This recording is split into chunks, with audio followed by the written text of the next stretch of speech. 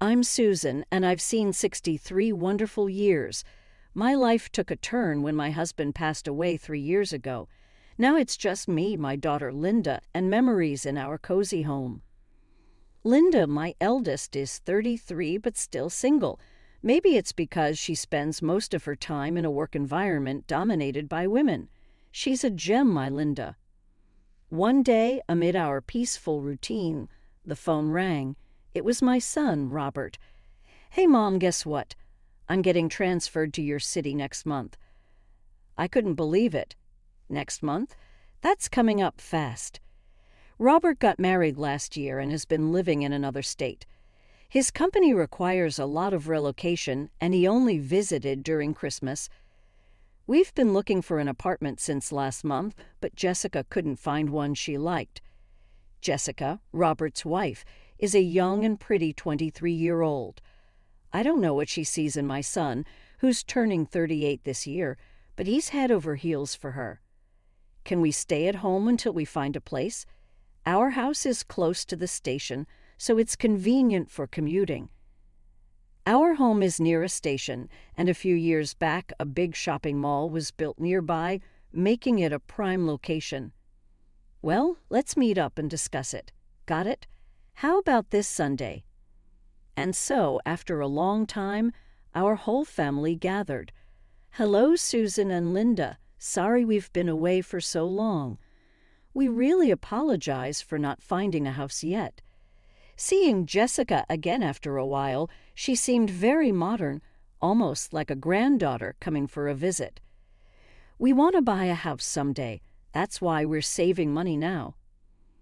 It's hard to find a place that's affordable and to our liking. She seemed more mature than I remembered. However, Robert's job requires him to relocate frequently. I wonder what they're planning. We don't want to keep moving and uprooting our kids. Imagine them making friends only to say goodbye soon after. Oh, Robert, I never thought you'd think about such things. I watched the two of them with a warm smile. I understand, but how about setting a deadline of 6 months? We have Linda here, and we have our own lives, you know. I get it. We'll probably find a place before that. Is it okay if we cover half the living expenses? Oh, Robert, I'm going to look for a job nearby, so I have to contribute. I couldn't help but laugh. I'd always been concerned about Jessica, who's 15 years younger, but she seemed more mature than I had expected. Just the living expenses will be fine since it's just for half a year. And so our temporary cohabitation began. At that time, Linda set some rules for the couple. Please don't enter my room and don't touch my things. I think you can distinguish between my stuff and Mom's, okay? Okay, we'll be careful. You really don't like people touching your things, huh, Linda? Jessica cheerfully responded. Looking back, Linda might have felt like she was being intruded upon. From that moment, it couldn't be helped. Robert and his wife would be living on the second floor, where Linda's room was also located. Once they moved in, Jessica eagerly helped with household chores. She finished cleaning and laundry in the morning, leave to look for a job in the afternoon, and return in the evening to help prepare dinner. I absolutely love your cooking, Susan. My parents never really cooked, so I'm happy to be in the kitchen with you. Oh, can I taste this? Jessica was very friendly and effortlessly closed the distance between us. She had a way of getting into your heart just like a kitten. After a few days of living together, I could see why Robert had fallen for her. Today, I got a part-time job offer. About 2 weeks into our living arrangement, Jessica announced this at dinner. It's a job shipping interior goods. Sounds fun, right? 5 days a week, from 9:00 a.m. to 6:00 p.m., I'm going to work hard. Are you sure you don't need to overdo it? It's all right. It's for our future, after all. But I might not be able to help around the house as much as before. But I'll make sure to wake up early and not cause any trouble. Her determination made me want to support her. That's fine. I'll take care of the house chores so you can focus on your job. The first few weeks are always tough. And so I took over all the household tasks. If it was to support Robert and his wife, it was the least I could do. With Linda helping out on weekends, it wasn't too bad. Once Jessica started her job, she seemed exhausted when she came home. I was glad I'd taken over the chores. One day, I witnessed Linda confronting Jessica. "Hey, Jessica, I told you not to touch my stuff. You've been using my cosmetics in the bathroom, haven't you?" "I'm so sorry. I'm saving money right now and can't afford to splurge. I'm truly sorry." Jessica apologized with a puppy dog look, but Linda didn't seem to accept it. "Don't just use other people's things and save money for yourself. If you do it again, I'll get the money from Robert." "Okay, I'm really sorry." I was concerned about Linda's frustrated demeanor, so I called her to my room that night. She told a surprising story. When Robert wasn't around, Jessica would come to her room and complain. "She's telling me to move to the room downstairs since I'm in their way. She acts all sweet in front of you, Mom, but she's really not." Knowing Jessica's amiable nature, it was hard for me to believe. However, the tension between them was evident in the following days. Linda would get irritated and Jessica would apologize. It was a common scene. On a Sunday evening, while everyone was gathered in the living room, Linda was folding the laundry. "Jessica, at least fold your own laundry. Just because you started working doesn't mean you get a pass on everything, right?" "I'm sorry, I just got a bit lazy. I'll do it right away. Please forgive me. I'm really sorry." Tears welled up in Jessica's eyes as she went over to take the laundry from Linda. "Hey, Linda, there's no need to speak to her like that. Just help her out." Robert then wrapped an arm around a teary-eyed Jessica. "Jessica, I'm sorry about my family. Let's go out for dinner tonight, Mom Linda. If you bully Jessica, I won't let it go." Saying this, the two left the house. What's with them? Robert is just too soft on Jessica. Ah, so infuriating. "Mom, let's go out for dinner tonight, too." "All right, but before that, I have something to discuss with you, Linda." I had secretly planted a voice recorder in Linda's room because I couldn't believe what she told me the other day. And what I heard was Jessica's harsh language, far worse than I'd imagined. And now there was this situation. "I want you to live with your aunt for a while. I've already asked her." "What? Mom? What are you talking about? I don't want to." "Why do I have to?" "Please, just until they move out." Perhaps Jessica was a lot more cunning than I thought. She intentionally angered Linda and played the victim in front of Robert. I didn't want Linda to be the villain in Jessica's narrative anymore. "I want to protect you. Please, it's the biggest favor I'll ever ask of you." Maybe Linda sensed the urgency in my tone as she silently nodded. Despair was evident in her eyes. I hugged her and whispered, "We'll be back to our regular life soon." I needed to end this living situation soon. We were only 3 months away from the deadline of the living arrangement with Robert and Jessica. After Linda left, Jessica became even more relaxed at home. She didn't show me any of the attitude she had with Linda, and that confused me even more. It feels kind of lonely now that Linda is gone, doesn't it? Yes, it does. Please think of me as your real daughter from now on. "I think of you as my real mother," Jessica said with an innocent smile, but I felt mixed emotions. It sounded as if Linda would never come back. As days went by, Jessica began to act more and more spoiled, as if I really were her mother. "Susan, I want to eat that tonight." "Susan, can you iron this for me?" "Susan, let's go shopping together soon." To an outsider, we might have looked like a real mother and daughter. Once you let someone into your heart, it's hard to push them away for no reason. I continued living with Robert and his wife, feeling conflicted and uneasy. Around that time, whenever Robert was late from work, Jessica also came home late. Occasionally, she'd say things like, "Susan, can you lend me some money?" I started to hold back my thoughts more and more, thinking it's only for a little longer. Linda would visit on her days off. Sitting with her, sipping tea, it felt as if we were still living together, Mom. I couldn't trust Jessica. After I moved out, I had a private investigator look into her. She's a big liar. What Linda told me was shocking. Jessica was working only 3 days a week, and the other 2 days she was meeting a man. At least 2 men, in fact. It seemed more like they were giving her allowances rather than being in a romantic relationship.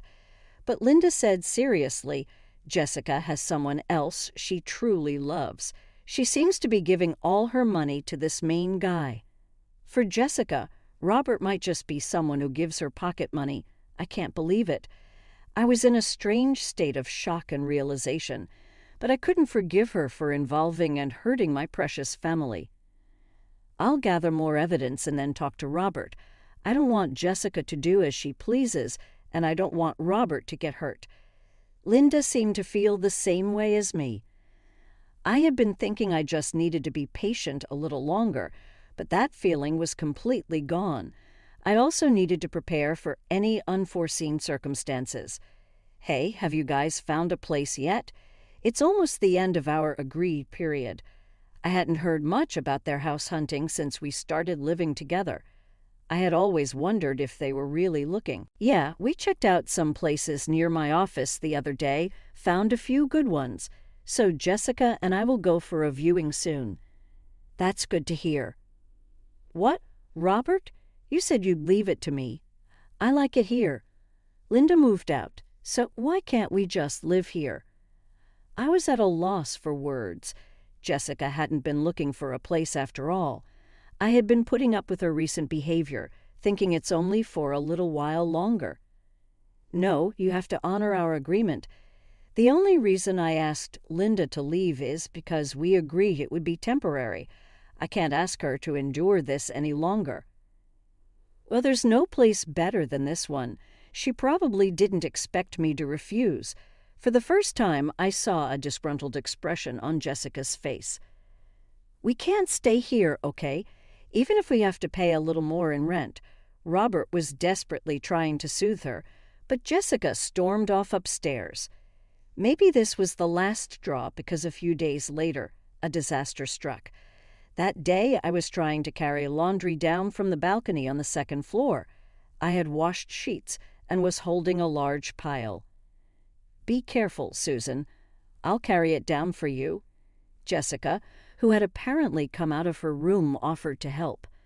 Oh, thank you. As I handed her the laundry, Jessica smiled slightly. Susan, I always get what I want, no matter what it takes. Excuse me. I thought I had managed both Linda and you. Such a pity. I was confused, not understanding what Jessica was getting at. And the next moment, no, Mom, stop it. Suddenly, Jessica, still holding the laundry, darted down the stairs. I stood frozen at the top of the stairs. It felt like watching something in slow motion. With a loud thud, Jessica tumbled down. Jessica, Mom, call 911. Snapping back to reality, I quickly called an ambulance from my cell phone. When the ambulance arrived, Robert accompanied Jessica to the hospital. I remained paralyzed at the top of the stairs, alone in the house and still in shock. I found myself calling Linda. Mom, it's okay. I need to check something and then I'll come over, Linda said and hung up. I don't know how much time had passed when I heard the front door open in the now dark house. I rushed to the entrance. Robert housed Jessica. Behind Robert stood Jessica, her left leg in a cast and leaning on crutches. Perhaps the laundry cushioned her fall as she didn't require hospitalization. Seeing Jessica with bandages wrapped around her slender arms and head was heart-wrenching. Jessica, are you okay? Hesitating to speak to her, Robert answered for her. What nerve do you have to ask that? Jessica said. You pushed her. We are even preparing to press charges, so be ready. Robert's face was filled with disappointment. "But I wouldn't do that, Jessica." Just as I was about to speak, I heard a heavy thud and found myself collapsing onto the floor. "Stop lying." It took me a moment to realize that Robert had punched me. I held my trembling hand to my face and saw blood. "I've been hearing about your mistreatment of Jessica for a while, but she always defended you," Robert said, tears filling his eyes. "And yet, to think you'd push her down the stairs. I can't believe it even now." I still can't believe the events from a few hours ago. Behind Robert, Jessica, leaning on her crutches, met my eyes and gave me a sly smile. I felt a chill of fear at that seemingly innocent expression. "Look at this. There's no denying it." I heard Jessica scream. Robert showed me a video on his phone which captured Jessica falling from the stairs and me standing at the top. It looked like I was looming menacingly over her. "Robert, stop it." Linda entered the living room with someone. She rushed straight to me and wiped my blood with a handkerchief. With her was a police officer in uniform. "Just in time." "Arrest her," Linda said after reviewing the footage. The officer beside her nodded in agreement. "But what if we look from a different angle?" At those words, Jessica's eyes widened in shock. Linda took out her cell phone to show. After I left the house, I had a hunch about Jessica, so I set up cameras all around the house. "Wait a minute, isn't that an invasion of privacy?" "Oh, weren't you doing the same thing?" Jessica grimaced hearing that. From the footage on Jessica's camera, the angle was from below the staircase. Linda's was from the opposite side, concealed between a family photo on the shelf. Being closer to the camera, the audio was clear as well. "Oh, is this a joke?" Jessica exclaimed. She jumped on her own. I got a call from Mom and checked the camera footage. Thanks to Linda, my innocence was proven. Jessica wanted to live here with her true boyfriend. After getting rid of Mom, she planned to get rid of you next, Robert. A few days ago, on the camera installed in Linda's room, Jessica was enthusiastically talking about her plans over the phone with her affair partner. After realizing the seriousness of this incident, Linda brought the footage to the police. "It's not what you think. I did all this for us, for you and me, you know. She's got 2 other guys she's seeing, rich old men. I have pictures to prove it," Jessica said, desperately trying to deceive Robert. But I had something that would reveal Jessica's true intentions. It was time. "You sure about that?" I did my own digging, asked Linda about Noah. Upon hearing the name Noah, Jessica visibly flinched. Noah was her main squeeze. She must have really fallen for him hard. Otherwise, she wouldn't have pulled a stunt like throwing herself down the stairs. And when I talked to Noah, both Linda and Robert looked shocked. I decided to visit the bar where Noah worked during the day. When I mentioned I was Jessica's mother-in-law, he was surprisingly willing to chat, perhaps to avoid any potential trouble. I retrieved a voice recorder from my room and played it back. "Oh, Jessica, to be honest, she's a handful. I'm just being nice because it's my job, but she's way too obsessed. We were even considering banning her from the bar." "I thought she was your favorite." "Nah, she's just another customer. She's not even my type and doesn't spend much. If you see her, tell her she's a nuisance." The color drained from Jessica's face. For a popular guy like Noah, the amount Jessica spent on him was negligible. I didn't care if Noah was telling the truth. I just wanted to hear him speak about Jessica. "It can't be. Noah wouldn't say that. We promised we'd be together forever." With a glare, Jessica lost her words as the officer apprehended her. Hearing Noah's own words must have hurt. "We'll get the rest of the story at the station." As the officer began to lead Jessica away, Robert spoke up. "Jessica, didn't I tell you? You can't live here. The house is under Linda's name." "What the hell?" Jessica turned around with a loud shout. Her face was flushed with anger, her emotions raw and visible. and with a fury that looked like she might lunge at Robert, she yelled, "Just for that, I broke my leg trying to get rid of Linda and that old hag. But it was all for nothing. No money, no house. You're just a worthless old man." Jessica continued her tantrum as the officer restrained her and led her to the patrol car. Indeed, in my husband's will, it read, "The house is to be inherited by whoever takes care of Susan to the end." Robert, having no intention of returning to his hometown, had declined his inheritance. "Mom, I'm sorry. What have I done?" Robert, despite his age, burst into tears. It was a relief that everything ended at just this. We were on the brink of letting Jessica single-handedly ruin our family. In the silence that enveloped our home, the three of us embraced each other. I was concerned for Linda, Linda worried for her brother and me, and Robert regretted almost letting his wife ruin everything. Being able to protect my precious family gave me profound relief. At the same time, I was deeply shaken by realizing the terrifying person I had inadvertently led into our lives. Jessica and Robert eventually divorced. Linda's investigative results and the footage from the surveillance camera proved useful in ensuring a smooth separation. Jessica was subsequently arrested. It seemed her plan was to oust me, take over the house, and then stage an accident to get rid of Robert. Even now, recalling the ecstatic look on Jessica's face as she dove down those stairs gives me chills. If Linda hadn't installed that camera, I might have been unable to defend myself, and there's no doubt in my mind that Jessica would have executed her subsequent plan. Her face at the time was filled with sheer madness. The three of us lived together for a while. A year later, Robert was transferred again. He said he had enough of marriage, but as a mother, I can't help but hope he finds a kind companion. Linda and I still live in that house, just the two of us. While I hope for Linda's marriage too, for now, I look forward to enjoying our